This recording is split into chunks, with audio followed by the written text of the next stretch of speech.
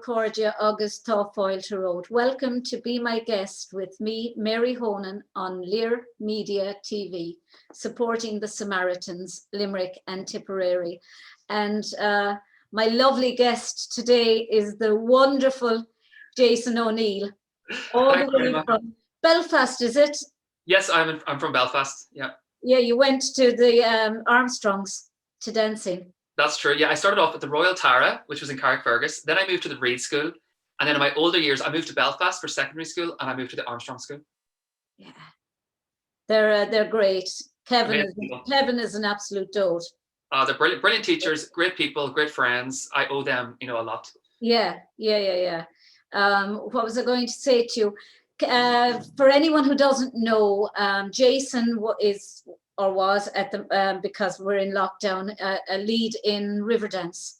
Yeah. And tell us about your journey, I suppose, in Irish dancing, Jason. In Irish dancing, well, it started a long time ago. I started dancing when I was 5, and I have 6 sisters, so they all danced. I had no brothers, so I was the second youngest. Oh God! So my house was full of Irish music and Irish dancing, and I just caught the bug. It's very infectious. It's very addictive. I went to one class and I never looked back. Isn't it absolutely addictive? Absolutely. Like, it took over my life. It became my biggest passion. Every day after school, I would practice in my living room, very innocently. Then when I saw Riverdance when I was maybe 7, it exploded onto the screen. It was so global. It was the original. Yeah. And it really captivated me. And then I just thought I would love to do something like that, be on stage someday. And fast forward, like maybe 18 years later, I was in the show and then doing lead. And I've been doing lead for about 10 years. So I think I'm the longest serving lead in the show at the moment. Wow. Yeah, it's a dream come true, I suppose. My God, though, Jason, I mean, I know you did graphic design as well at college and that. And I think, I was saying to you, I did design as well at art college for 4 years. Education never goes to waste. You sometimes say to yourself, oh God, I spent 4 years in art college and I don't use it, but I used it in my books. You're using it now in the videos that you're doing. Yeah, I try not to waste anything. I think if you hate yourself, it's never a waste. It all comes back full circle, so they're all very linked. Yeah, I mean, you can use that plus your dancing. Plus you can you're learning all about the technical side of things that you probably wouldn't have learned if we hadn't been in lockdown. Of course, I've learned so much because I've kind of been on my own. I've got a very small bubble. It's my mom and my sister at the moment. Yeah. I don't really see any friends.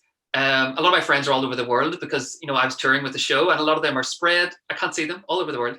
So I've spent a lot of time trying to be creative and trying to find a voice and communicate and see what I can do with dancing and the potential of Irish dancing. And I'm trying to blend now. My latest thing is trying to blend my graphic design work and my dancing and see how I can put these together, and just nothing goes to waste. There's no mistakes in learning. I think that is so true, because I found that with COVID, you're forced. Well, we were forced to learn use Zoom to try and connect, bring our station to the forefront as well, and then to use the design background to try and make things look visually nice and learn technical stuff that you never thought that you were going to learn. And in the process, I think we've connected with the dancing community a little bit more than we would have if we were just seeing them at a fesh every week. Oh, well, I was never really at fesh. I didn't really go to feshes very often because I was always traveling. I was doing 8 shows a week on the road. So it's been so nice to connect with all these dancing teachers, these schools, talk to people on Zoom, talk to the next generation. And I feel like it's just, I've got a new love for dance again. And I have this voice that I'm trying to use for positivity in Irish dancing, because people don't feel very motivated at the moment. They feel very low. Like, when's my next competition? When's my next exhibition or performance? And I'm just trying to say, you can just dance anywhere. Just keep dancing, because if it's in your heart, it'll never leave you. Yeah, and I suppose the attitude also would be, if you're creative at all, creativity will always find an outlet. If you're creative, which you are. I mean, you're an artist, you're a designer, you're a dancer. And now I suppose you can add director, and you can add producer, and you can add filmographer to your CV, because you've done these little. Tell me about my favorite one of your actual videos, which happens to be the Addams Family. I'm just if I could have that on a loop, I would. Because everything, I think, works Oh, thanks. in it. I just think you really have captured the essence of the movie and the essence of the Addams Family in just that short little clip. Oh, thank you. And Well, it's just, to me, that is just absolute perfection. thank you so much. I think the idea behind it, well, it was coming up to, it was October, Halloween month. Yeah. And I just thought the concept of we're all different and it's okay to be different. Yeah. The Addams Family were kind of misfits, but they stuck together and they had this voice. And I thought, I've always felt a little bit different. I was the only boy that danced in my family. I had all these sisters. I lived in an area where there wasn't many dancers. There was no boy dancers. I always just felt a little bit different. So I just thought, why don't you celebrate being different? And that's what the Addams Family was all about. So the song kind of, I know it's fun and it's childish, but it really resonated. The message was really powerful to me. So I just tried to be quirky, have fun with it. And I wanted to reach out to the older audience and the younger audience. And that's what I was trying to do. It was one of my early videos. It was quite innocent, but hopefully I captured. Oh, it's absolutely. I mean, I love all of them, all of your videos, and like yourself and David Gainey and the Gardner brothers. You're all doing a fantastic job to keep the Irish dancing community entertained, and even there recently, Nancy Attridge, she's 89 years of age. She danced to the Jerusalem. Yeah. And now that's going viral. Do you know, I think it proves that when you're creative, you'll always find a way. Creativity will always find a way to break out in you. And everything that you've learned along the road, you're able to use to try and create something different. Yeah, well, I feel like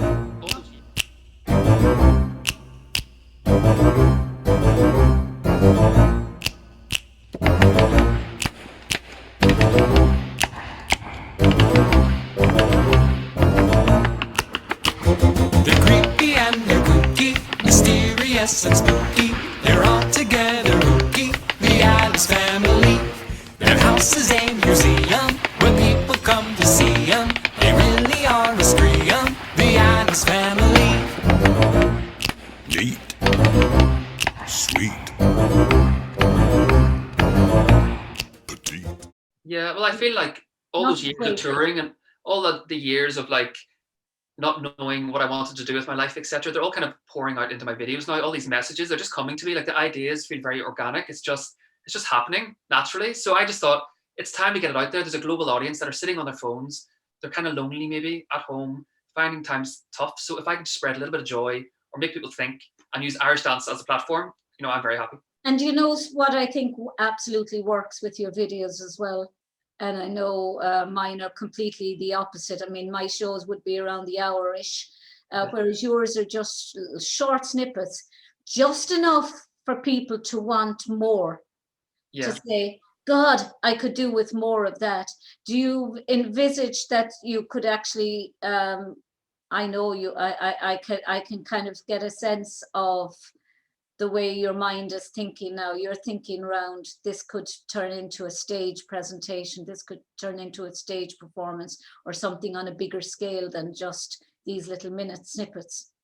Yeah, I think at the moment it's just trying to be creative and just bring these worlds together. I love architecture and fashion and design and Irish dancing and storytelling and cinema. So I'm just bringing it together. We'll see where it goes. I'd love to do something bigger. But for now, the kind of snapshots, they're really reflective of the times. That's more that's a visual diary, basically. Like some days I feel, let's talk about equality. Let's talk about being different. And I think short and snappy just gets to the point for me at the moment. That's what's working for me. What I love as well, the one I love is the one with the mask. What's his name? The Joker. Oh, I love the Joker. I love the Joker. Everything about the videos appeals to me as an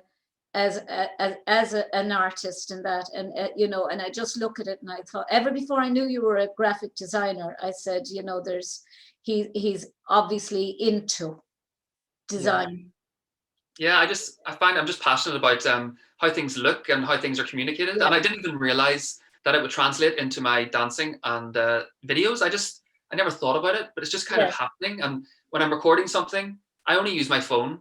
But you can still see through the lens that this is going to look and have a bit of power to it, and these colors work well, and that'll read for the story. So it's happening very naturally, but I think it's been years of just looking at stuff and being inspired by the world around me. Yes, it's happened naturally, and it's happened organically, and it's happened suddenly. But at the same time, it's years in the process, because you had to go to an art college, you studied art, and design. You have the years behind you in Irish dance, and COVID has provided the vacuum through which you've had to force yourself to take the time out to do these things. You probably never would have if you were in Riverdance right now. You'd be so busy, you wouldn't have had the time. No, well, in Riverdance side stage, I was always making up steps and doing choreography and being creative, but no one really saw it except for my colleagues. It was all backstage, kind of in the darkness. And then I do my show 8 times a week out where I was, which I loved, to the audience. But the pandemic's kind of forced me to kind of just be creative and put it out there. Otherwise, it's a pity if no one can see. If you have something to say, you should say it, you should share it. And that's what I'm about now. I'm like, if you have something to say, put it out there, because it doesn't matter. There's no mistakes. It's just your voice, being creative, telling stories, and why not tell it? And as a matter of interest, the costumes, where do they come from? Have you created them yourself? Yeah, like everything is, I don't want to have any budget, so everything is just borrowed or in my wardrobe. So the Joker outfit, it was a suit I bought for Radio City in New York, but I never got to wear it. I was wondering where the Joker, I was wondering, did Gavin have anything to do with the Joker costume? Because Gavin said he turned up one time at a World Championships on stage with his yellow suit, and someone said to him, Gavin, the Joker, you look like the Joker in the yellow costume. And he said, he's copied me because I had it first. I would say so. He's a trailblazer for fashion. So, well, I had the suit, and then the cardigan was actually a girl's cardigan that I kind of found in I think it was my mother's wardrobe. So everything is kind of, and then the face paint was my sister's, that she paints the kids' faces and birthdays. So everything's been sourced within my bubble, and really, it's really rustic. So I think that's what makes it too. Yeah. And did you, when you say you videoed it yourself, did you put your phone on a tripod and just let it stand there? Well, initially that's what I tried, but then I got my sister to come out and record with me. So now it's my sister that comes with me. I'm just thinking of the movement, for instance, da da da da da da. Do you know where you spin around and in the Addams Family around the pole? Yeah, that was my sister. My sister she had the phone and she just kind of followed. You'd have to have somebody guiding that around. It'd be okay if you were doing something particularly stationary. Even the scene from 007. Yeah. Getting into the car, all that would need somebody. Well, that was my partner filmed that one, and my sister filmed the other one. So it's just been, I'm just like, just follow me. Just let's press record and follow me, and hopefully we can catch something great. And we're getting better at it. We're a good team. We're in a bubble together. So it's been a nice way to kind of spend time, and it's nice to bring the family into something that I'm passionate about. Yeah, Carol Scanlon said to say hello to you and to thank you publicly for all that you're that you're doing. And I suppose she echoes all of our feelings, really, because it's important that we try and keep our little community, which I suppose we have a global community, but it's small in the sense that everyone knows everyone. We've either judged each other, or you've danced for us, or whatever. Everyone knows somebody in Irish dancing. Even the parents, we know the parents. It's that kind of way. But how difficult was it for you growing up in Belfast as an Irish dancer and a boy male dancer? As you grew up after the Troubles in the North, and I know that for a lot of people growing up during the Troubles in the North, Irish dancing became far more than Irish dancing. It became their culture. It became their life's blood. It became almost a rebellious thing to be, and you held on to it because it was so important, not just to you, but to your culture and to your determination or will to try and bring about a united Ireland and whatever. Now, post Troubles and that, it's obviously the feelings are different, but it still must be difficult for boys. Did you experience any difficulty as a boy dancing? Because it's Well, a very fit dancing. I don't know where this comes from, but so many boys say it's difficult to be a boy growing up in school with other friends. Yeah, I've heard that story many times. I think up the north where I was from, identity is a big thing. So having something like Irish dancing, it was something that I felt like being Irish felt really powerful to me. Yeah. But I grew up, it was during the Troubles. It kind of ended when I was maybe a young boy. But I remember the Troubles quite well. And I just didn't tell anyone I danced until I was like 20. I was that boy who was kind of afraid what people would think of me. I would be embarrassed. I felt I would be judged. I didn't want to be different. I went to an all boys school. I wanted to just be known as me, not as the boy who dances, because that's what sometimes happened. But now, after all these years and the way dancing has evolved, it's so strong and athletic. They train like athletes. It's something to be really aspire to now. I'm passionate about it.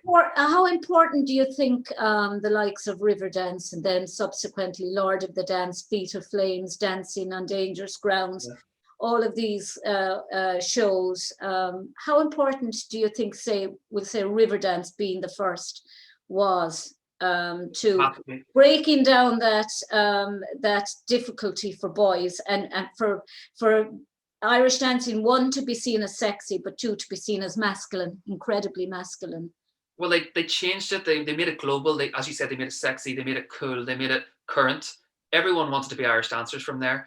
And see the women so powerful and the men to be so masculine and so strong and so athletic. That was something powerful and so on a par with what they imagine, say, rugby players and hurlers, and it's now cool to be a male dancer.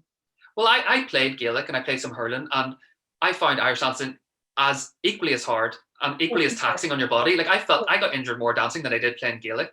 And I thank Riverdance so much for just exploding onto the screen, and then other shows for taking it in a different direction and showing that it's a real art form. It's as powerful as music as it is literature, sport, GAA. Dancing fits in with all these things. It has a place in Irish heritage, and it's really, really strong and powerful.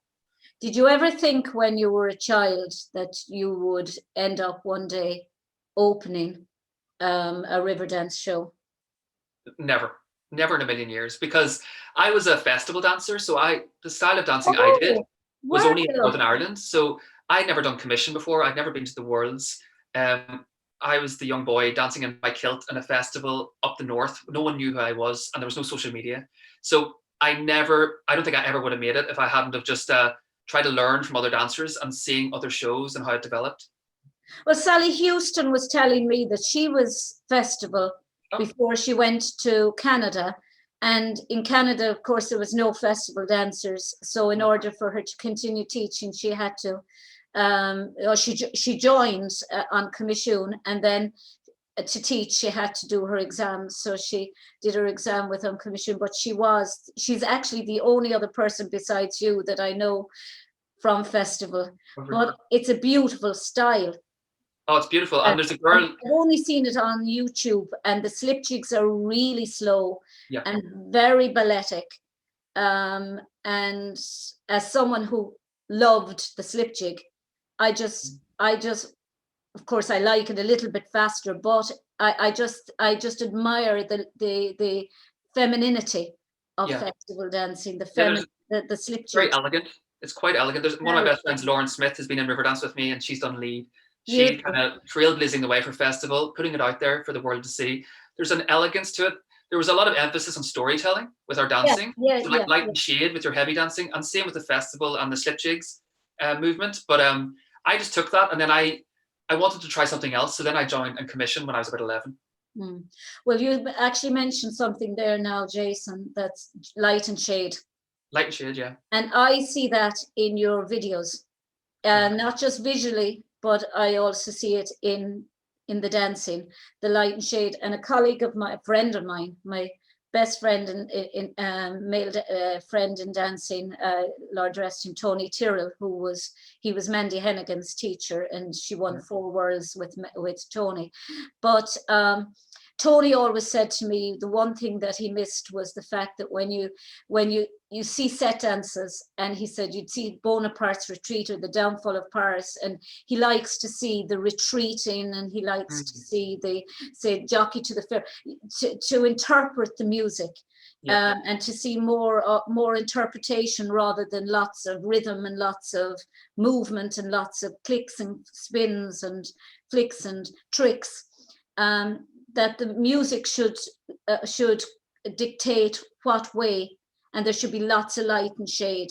And I can see that you know, that you create, because I suppose, how important is the music to you in the video, or is it the visual, or is it the music that's the most important to you? It really depends. That's quite interesting, because my next video that I'm working on is about that exact subject, about how music is the feeling, it's the atmosphere behind everything. And so that's my next video.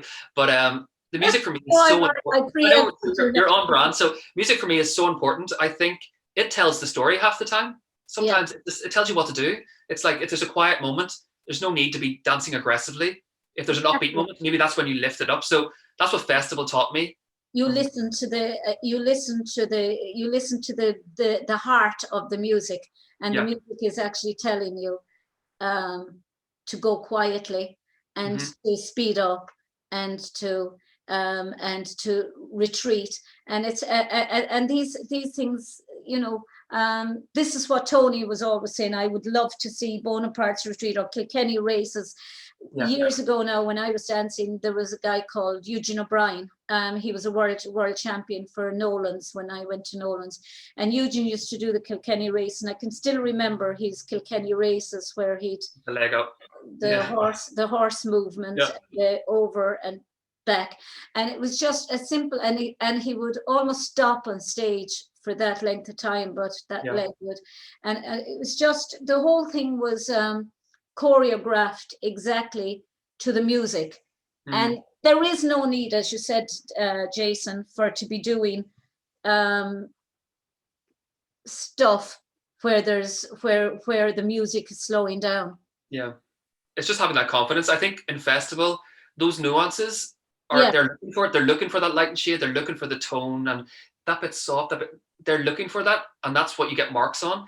In commission, maybe less, so they're kind of looking for just power, and just when you get going, just go for it. But I think definitely let's bring back the storytelling. Let's bring back the interpret the music. That's what I believe, I utterly believe in, and I love to see in a dancer. I love to see a dancer come out and tell a story, tell the story of the set dance through dance. I know you can only go with what with the steps that with choreography that's taught, but that's what I love to see is it a great interpretation.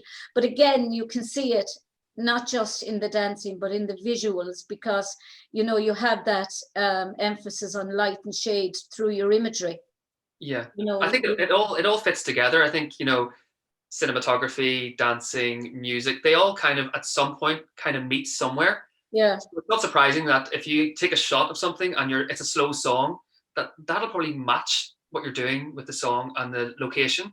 So I've just found over time that all these things I'm interested in all link at some point. And you have to create that sense of when the music is like the Addams Family. It's pretty creepy. So you have to the visuals have to be equally atmospheric. But you were in Prodigy. At the very start, I was, yes. Yeah. How fabulous was Prodigy? The best thing ever. So I actually wasn't, when they won Got to Dance, I actually went back on tour. So I wasn't part of their winning performances. Great friend of mine. But I was in Prodigy at the very beginning. Then I went back to Riverdance for a while. And then I rejoined them when they created their own show, Footstorm. And Alan Kennefick was a really good friend of mine. And they're all great friends of mine. Real trailblazers, really original. I think they evolved Irish dancing as well. They made it, you know, street and current and use your arms and this kind of swag vibe. They brought it to another level again. You had the Riverdance and the show, and everyone at that stage started to get a sense of, oh my God, this is what Irish dancing is about. Of course, they had to do the competition dancing before they ever started to move hands Yeah. and move bodies and become so free. But then you had Alan Kennefick and Prodigy coming out and showing the power and the pure, as you say, aggression and coolness of it, hip hop almost. How it can be interpreted again to a hip hop style. Did you find it hard to break genres? You know, when you were so long festival, you were one style. You were taught festival style, so that style was set in you from day one. Yeah. Then you had to change almost, I suppose, to become on commission. Yeah. Then you had to go into Riverdance and start moving your hands. Yeah. And then you went into Prodigy, and that was almost aggressive and all power. How did you find the change, the change in styles of dancing? Well, I just love to learn. So I was always like, I'm a sponge. I'm like, I will give you more information. I want more. I want to learn. So I was always just trying things out. But I suppose it just took time to kind of adapt. And you should always have fun with it. So if you get too uptight about learning something, then you won't really feel free. And the idea behind Project was to feel really free. So the more I didn't think about it, the more my body just kind of made it happen. With Riverdance, I'd watched it as a boy and I recreated it in my room as if I was, a Michael Flatley character or Colin Dunn or Brendan de Galley. So for years I'd pretended I was using the arms and doing all the, so that was just kind of happening behind the scenes. And then before on commission, I was just, I suppose I just practiced in my garage, kept my arms as stiff as I could beside my arms, side by side. I don't know, I just wanted to be creative and just be free, always. I still think one of the most exciting dance routines from Riverdance of all was the battle. Trading taps. Trading taps. Love it. I think Colin Dunn's trading taps with the lads and the African American dancers from that scene it's just, to me, it works on so many levels because it shows the best of Irish dancing, the evolution of Irish dancing, and how tap was inspired, if you like, from Irish dancing and not the other way around. Because a lot of people will say, oh, the Irish dancing now is like tap, and it's not. Tap is like Irish dancing, because I suppose everyone's just kind of like feeding off each other, and it's really healthy that we're all like, if I see something in tap dance I like, I might bring it into my Irish, and then vice versa. That scene is still so fresh. When I do the show, the audience still absolutely love it. It's a lot of it's improvised, and then there's the choreography, which is amazing from Colin Dunn. So when you get that amazing choreography, and then you get a wee bit of improvisation, then the energy from the tap dancers and the Irish and the story, it's such a magical number, and still one of the best numbers that have, I think, ever been created for Irish dancing. Oh, I absolutely agree. Colin was amazing. Colin was amazing. Colin's something else. But what was I going to say? How difficult do you think it is to bring this now into another? I know you've done it with your shows. You're bringing it into almost another genre altogether of dance. But have you ever watched and I was talking to David Gainey, and he said, Mary, you hit it on the nail with the people you've chosen. The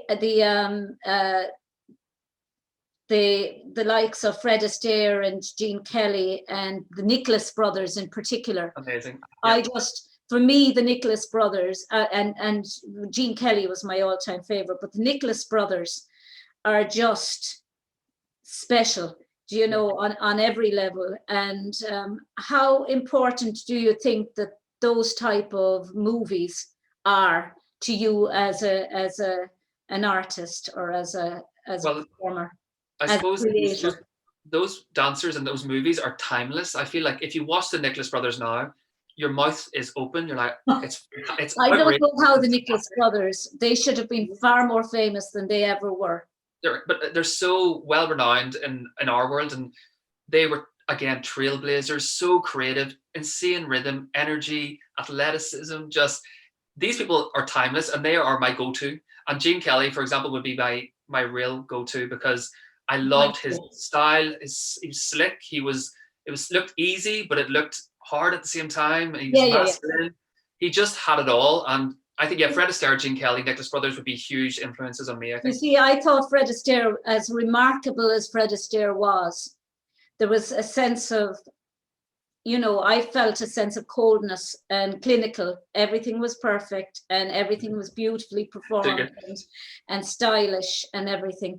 But Gene Kelly was earthy. He was to the ground, and he was a performer. He was he was one of the first dancers that actually performed with cartoons, with cartoon creatures. And I see a lot of your style as being in the same mode as Gene Kelly, in that both creative, visually and in performance, because towards the end of his life, that's what he used to do in France, was choreograph shows more than actually be part of them. And I just think to be an incredibly talented dancer is one thing, but you also have to be, visually good as well, and know what looks good, what will get the audience on every level. Yeah, he was just such an honest dancer, and he made really good choices. Like, I feel like every movie he made, or every move he made with his body, was just like a really good choice. He just got it. He understood it. He understood rhythm. He understood the camera. He understood the camera, which is so different than dancing live too. So he just got it. He's a star. And if I could even be like a smidgen of his talent and take a little bit of it, put it in my pocket, I'll be happy. An American in Paris with Sid Charisse. Incredible. Just simply breathtaking. Yeah. I mean, on every level, it worked. Mm-hmm. And something like that could be done. Yeah. And I because we don't really have musicals as such like they used to have before. Okay, we have the musicals in the West End. Yeah. But the likes of musicals on TV, An American in Paris and Singing in the Rain and things like that. Yeah. There's no reason why some of those couldn't be drawn on to create a movie version of with Irish dancing. Oh, absolutely. And drawing on ideas from. I'm giving you ideas now here, Jason. I'm like. No, I totally agree. I think I knew Irish dancing was really powerful and had an amazing heritage and culture, but I now know it's a really good way of telling stories. Just the way we move our bodies, and then there's rhythm included. You can be like an instrument, or you can just tell stories with the way we move. And I'm like, there's so much we could do here. There's no limitations. I think we could just keep going and create, and we could do it in a big group. At the moment, I'm on my own just because of the circumstances, but hopefully in the future, get more people on board and just really showcase the potential of Irish dancing. You're only limited by your own limitations. I agree, yeah. And you can keep going forever as long as you kind of. Now, I suppose not everybody would be into the creative. There are many people who would be exceptional dancers and extraordinary musicians or fabulous designers, but they wouldn't have the whole combination. Yeah. You're fortunate in that you come to it from so many different angles, and the same with David and the Gardner brothers and people like that who are learning from COVID about how to bring all of everything that they've learned so far in their lives. Yeah. And as well as the physical things that you've learned, the mental strength that you've learned as a dancer from listening to your teachers and taking criticism and having to work.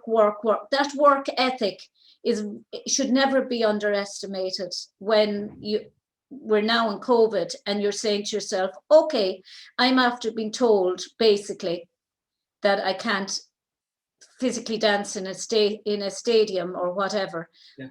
but I can create my own little stadium here. Yeah, the stage is anywhere you want it to be. So, and And luckily right now things are virtual, so a lot of people have got their phones or their iPads or laptops.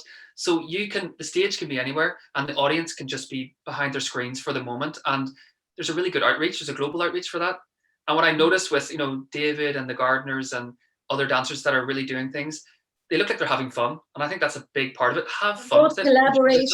Those collaborations. I mean, there's no reason why you couldn't have collaborations, say, between yourselves and everyone that's doing these little shows couldn't collaborate in some way to create an on-camera production. Yeah, I think it's going that way. I feel like the longer this continues and we realize we won't be on tour, we're not going to be performing in big theaters for a long time, that I think something is happening. It's under the surface at the moment. I can feel a movement. I feel like the Irish dancing world are a community at the moment. They're really united. We're all going to come together and celebrate, hopefully soon. Well, I was talking to Orlin Yvreen there one day, and she was saying, Mary, she said, it's all going to go back to normal. She said, when it all finishes, we'll kill each other at Feshes. And we'd all want to be winning again. But she said, but at the moment we're all nice to each other. And I laughed and I thought, well, maybe she's right. But for the moment, everybody seems to be, and I suppose Carol hit on it when she said Danny was her best friend in dancing, Danny Doherty. Yeah. But she said when he'd say things at a fesh like, oh, I'm second-hand rows again. I've got so many seconds, and she's struggling to get a recall with her dancers in the team. Yeah. And she said I could have killed him, because she said as much as he's my best friend, I want to beat him in competition. But at the moment, everybody is very supportive, I suppose, and supportive of each other, and I think that will continue. I think people, but I hope sincerely that people will get back to normality as soon as and by normal. But I think that what we've learned through all of this is that we can bring the technological experiences that we got through COVID into stage productions that you wouldn't have had taken the time to learn if you were in Riverdance all the time. And you can only imagine how good it's going to feel when you get to see something in person, live. It's been such a long time. So if we're all working behind the scenes and trying to share what we do online for now, when we get to do it in person, it's just going to be magical. It's going to be like this rebirth again. So it's quite an exciting time, I suppose, for dance. It is, because it's not going to be, I mean, you're not going to go back into Riverdance and as somebody who has just, say, gone to college, learned to be a graphic designer, come up the lines as a competitive dancer, and then gone into Riverdance.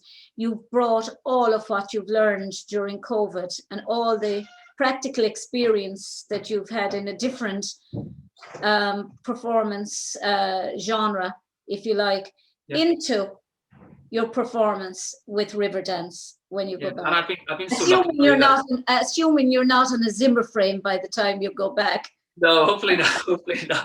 But I think I've been very lucky with Riverdance.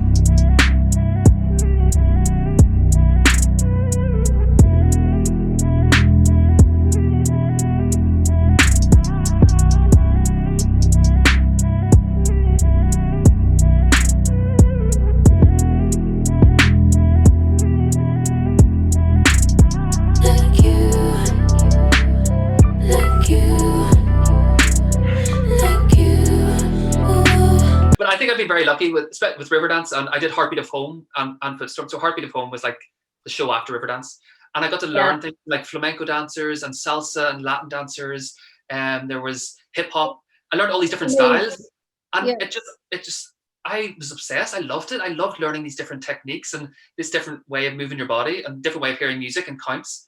And if we can just bring that into Irish dancing as well, it's really no limitations. It's really exciting. And you think, I suppose it also gives you a healthy respect for other people's dance genres and dance choices, because you tend to say, or people tend to say with Irish dancing, oh, I can do that. I can dance, but or when they see flamenco and they think the same thing, and how difficult could that be? But when you actually learn to do flamenco right, or you learn to do tap right, or you learn to do Irish, any type of dance right, and to learn it properly, you realize just how difficult it is to be a dancer.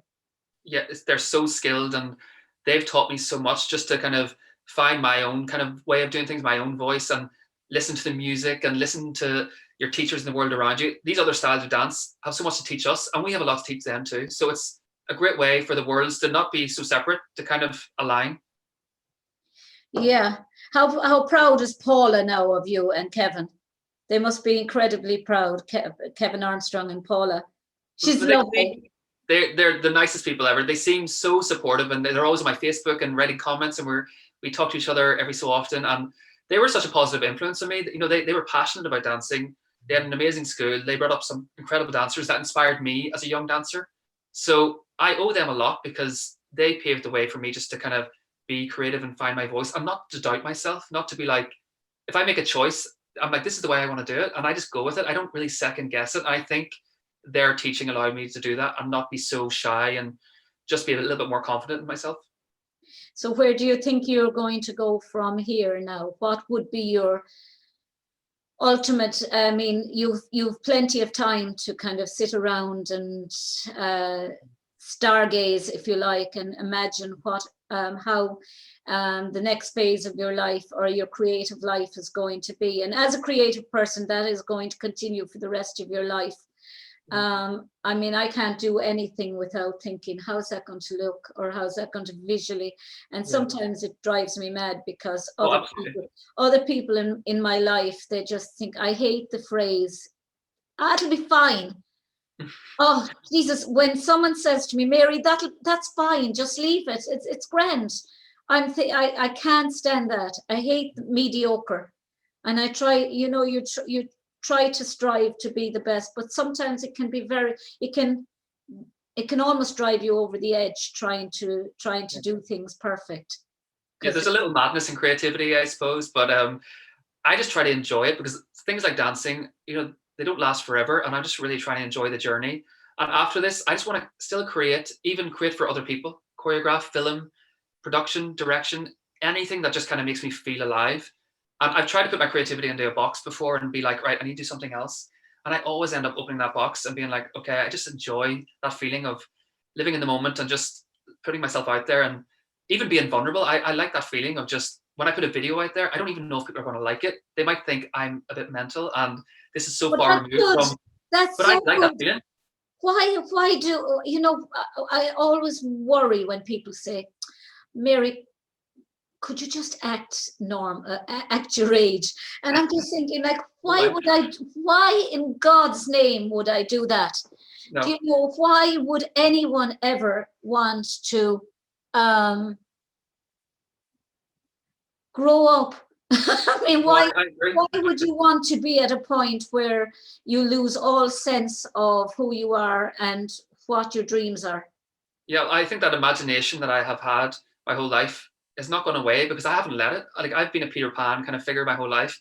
I'm mature in some aspects, but I will never let go of the Neverland feeling, because I always want to use imagination and creativity, because it's an escape and it's fun, and there's no rules. You can just do whatever you want. I love that. And that is what oozes from your little vignettes. That really, that Peter Pan, that love of the movies, but more particularly the love of musical movies. Yeah, that is there, and there's no reason why you can't. I mean, there's endless amounts of movies of musicals from the 40s, 30s, 40s, 20s that you could actually draw from to bring them into an Irish dancing. there's so much inspiration out there. Like, every time I walk into the city and look around, I see something. If I walk down the street, instead of before I just walk down the street, but now I'm like, that would look really good. That kind of reminds me of Singing in the Rain, that lamppost. Or that kind of reminds you of something from Alice in Wonderland. And then your mind starts to go.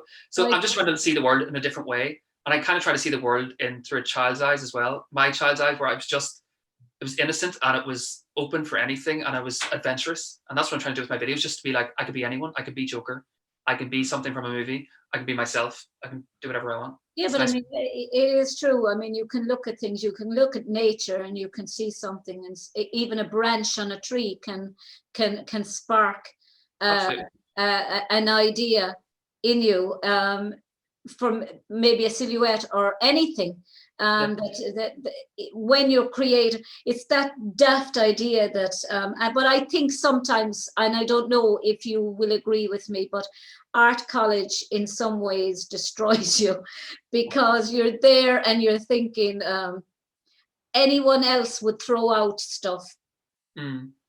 And when they think that it's rubbish, but you're there and you're looking and you're thinking, that egg carton now, I could use that Use that for for something. this, and this. I could actually use that now, and I could pour paints into it, and I could create this. And then you find yourself saying that out loud, and someone says to you, Mary, throw it out. It's an empty egg carton. Well, you never know. But to a creative person, that egg carton is invaluable. Oh, I'm just saying an egg carton, but it could be anything. No, I know what you mean. You become a little bit resourceful, and a lot of the footage that I get, some of it you might deem rubbish and be like, I'm going to get rid of this. I'm about to delete it. But then when I look through it, nearly every rubbish piece of footage I use in my videos, there's always one part that I was about to delete. I delete nothing. I'm like, that bit is really candid, and really that was what was happening in that moment, and I use it. Nearly every video has something that I was about to delete. I'm afraid of the delete button, because I always think I might need that later on. And you know, material, fabric, I'm there and I'm saying, oh, clothes, I'll throw it out, and then I'm thinking, no, actually I could cut that up and that could be made into a quilt cover, and anyone else would say bin. But you're thinking, the person that bought me that now, if I made a quilt cover out of the memories. And it's never ending when you're creative. And sometimes I can understand how people a lot of creative people have actually gone insane. Yeah. I suppose that's part of it, but like, you just have to rein back a little bit, but enjoy the journey. And I think, yes, being resourceful, seeing things in a new way, seeing things in a different way, and not letting yourself go too far where you're not enjoying it anymore. I don't torture myself. I'm trying to enjoy dancing and creating, and hopefully I can touch people and inspire people to like have their own voice and own journey.